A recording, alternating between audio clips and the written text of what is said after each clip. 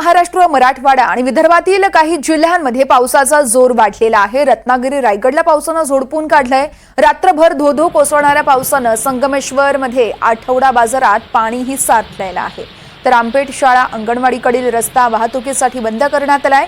खेड तालुक्यात देखील पूरसदृश परिस्थिती निर्माण झाली आहे। काही भागात पाणी शिरल्यानं नागरिकांचं जनजीवनही विस्कळीत झालंय। मच्छी मार्केटच्या पाठीमागील रस्ता जो आहे त्यावरती एक महिला तिच्या दुचाकीसह पाण्यात अडकली होती। तर रायगड जिल्ह्यातील रोहा तालुक्यात देखील आज सकाळच्या सुमारास अतिवृष्टी पाहायला मिळालेली आहे। रोह्यातील आडवी बाजारपेठ, दमखाडी, भुवनेश्वर येथील झालेल्या अतिवृष्टीमुळे पाणीही भरलेलं पाहायला मिळतं। ही तीन दृश्य आपण बघतोय संगमेश्वर, खेड आणि रोहा या ठिकाणची।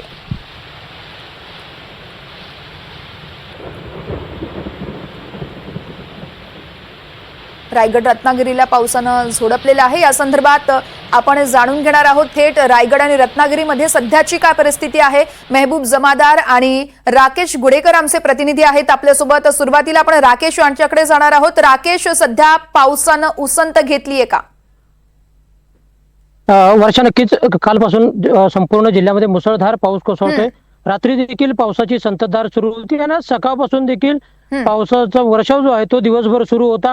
दुपारनंतर मात्र पावसाने काहीशी उसंत घेतल्याचं पाहायला मिळालं आणि आज दिवसभर पडणाऱ्या या पावसामुळे जिल्ह्यातील विशेषतः 3 नद्यांनी इशारा पातळी ओलांडलेली होती। त्यामध्ये राजापूरमधील कोदवली नदी, त्याचप्रमाणे संगमेश्वरमधील शास्त्री नदीने आणि त्याचप्रमाणे खेडमधील जगबुडी नदी या 3 नद्यांनी इशारा पातळी ओलांडलेली होती आणि या तिन्ही नद्यांचं पाणी जे आहे ते जवळच्या बाजारपेठेमध्ये घुसलेलं होतं। इतर नद्या देखील दुथड्या भरून वाहत आहेत। त्यामध्ये रत्नागिरीतील काजळी नदी असेल, इतर शास्त्री नदी असेल, या देखील नद्यांनी दुथड्या भरून वाहत आहेत आणि या नद्या दुथड्या भरून वाहत असल्याने त्याचा फटका जनजीवनाला देखील बसलेला आहे।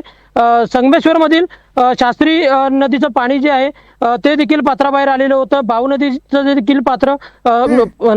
पाणी देखील पात्राबाहेर आलं होतं। त्यामुळे नदीकाठची भागा असतील, शेती असेल, यामध्ये पाणी घुसलेलं होतं। तर दुसरीकडे संगमेश्वर तालुक्यातीलच मागजनमध्ये गड नदीला पूर आल्यामुळे या पुराचं पाणी मागजन मधील बाजारपेठेत शिरलं होतं। त्यामुळे तेथील दुकानांमध्ये पाणी शिरल्यामुळे व्यापाऱ्यांचं नुकसान झालेलं आहे। त्याचप्रमाणे शेती देखील पाण्याखाली गेलेली आहे। तर तिकडे जगबुडी नदीला देखील आज पूरस्थिती निर्माण झाली होती।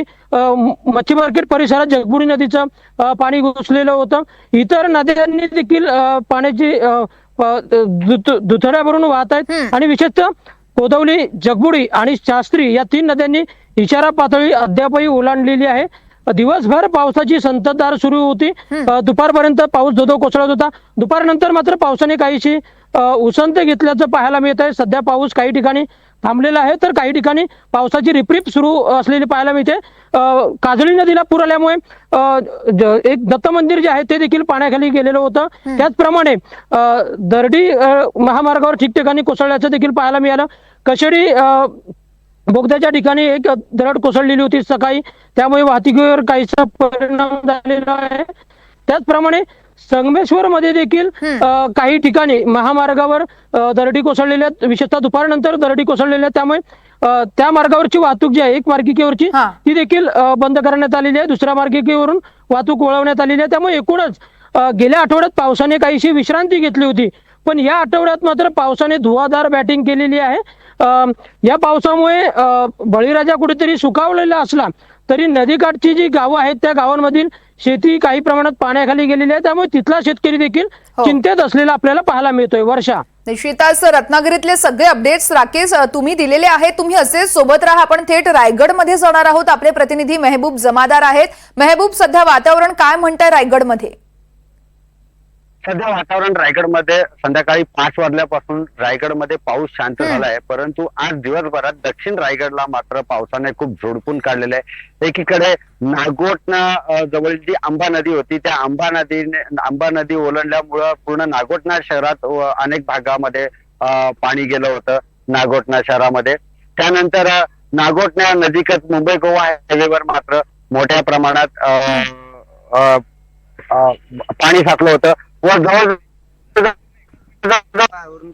अर्ध्या कार ह्या पाण्यामध्ये बुडल्या होत्या। तसेच एक महाडमध्ये सावित्री आणि गांधारी नदीला भरपूर पाणी होतं. सावित्री नदीने मात्र रौद्र रूप धारण केलं होतं, परंतु सावित्री नदीचं पाणी कुठेही शहरामध्ये अन्य ठिकाणी गेलेलं नाही.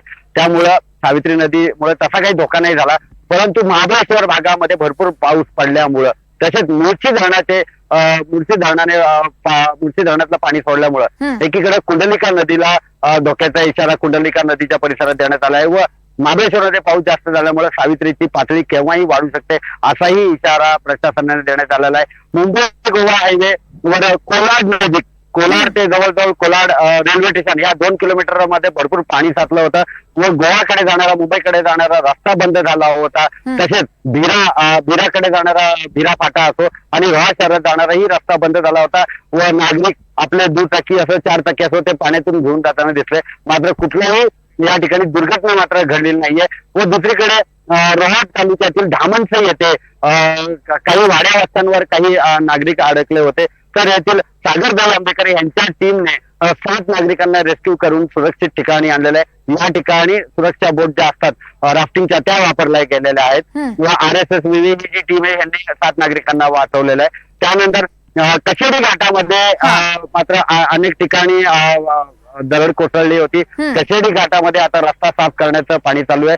जो कशेडी घाट पोलादपूर ते रत्नागिरीला जोडणारा हा जुना मुंबई गोवा महामार्गावरील भाग आहे.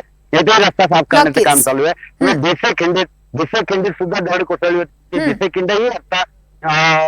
भिसेखिंडीचा रस्ता इथं रोहा ते नागोठणा जातोय आणि निश्चितच मेहबूब, त्यामुळे आता रायगडमध्ये देखील कुठेतरी पावसानं उसंत घेतलेली आहे. दोघांचेही खूप खूप धन्यवाद. तुम्ही रायगड आणि रत्नागिरी मधले सगळे अपडेट्स आपल्या प्रेक्षकांपर्यंत पोहोचवले त्यासाठी. 3 दृश्य आपण पाहिली आहेत. संगमेश्वर, खेड आणि रोहा या ठिकाणी मुसळधार असा पाऊस पडतोय. जनजीवन देखील विस्कळीत झालेलं आहे. तर अनेक ठिकाणी दरडी देखील कोसळल्याच्या घटना घडलेल्या आहेत. त्याच अनुषंगाने प्रशासनाकडून सगळ्यांना खबरदारीचा आवाहन केलं जात आहे.